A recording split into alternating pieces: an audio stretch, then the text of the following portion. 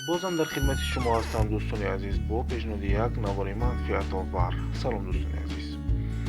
البته اکثر رانندگان شکایت میکنند از صدای درها هنگام گشودن و پوشیدن و البته آنها استفاده میبرند موادهای گوناگون رو با صرفه زیادی مبلغ، ولی در بگذشت مدتی کل نوشم میشوند و باز هم صدای بیشتر به گوش ما میرسد. البته من امروز به شما اصول را نشان خواهم داد که البته خیلی منفعت‌آور است و ما کمی لازم است آب و چنین صابونه که در خانه هر یک ما موجود است و ما رو خوب با دستون خود مالش میدهیم تا که خفوی صابون به دست ما کاملا یعنی که پر شود و در نتیجه ما اون رو با موضوع های ضروری که ما باید در هنگام پوشیدن و کشیدن در حرکت میکنند و صدا میبرند و موضوع ها رو ما با خفوی صابون کاملا مالش میدهیم و البته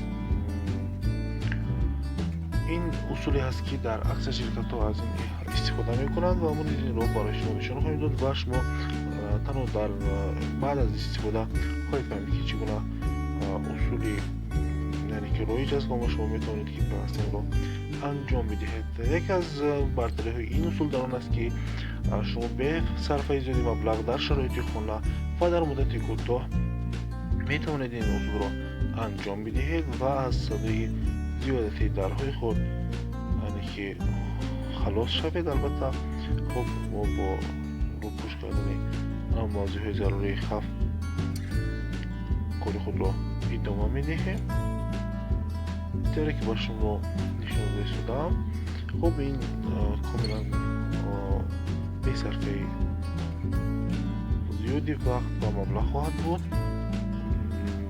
بعد از مدت ما کار خود رو به انجام میرسونیم و همه شما دوستان عزیز توصیه من حالا همین نمونه صابون است. خب لایک رو فراموش نکنید البته و با کانال ما عضو شوید و هر یک شما سفری بی خطر و سربلندی و خوشحالی را تمنا دارم. پیروز باشید.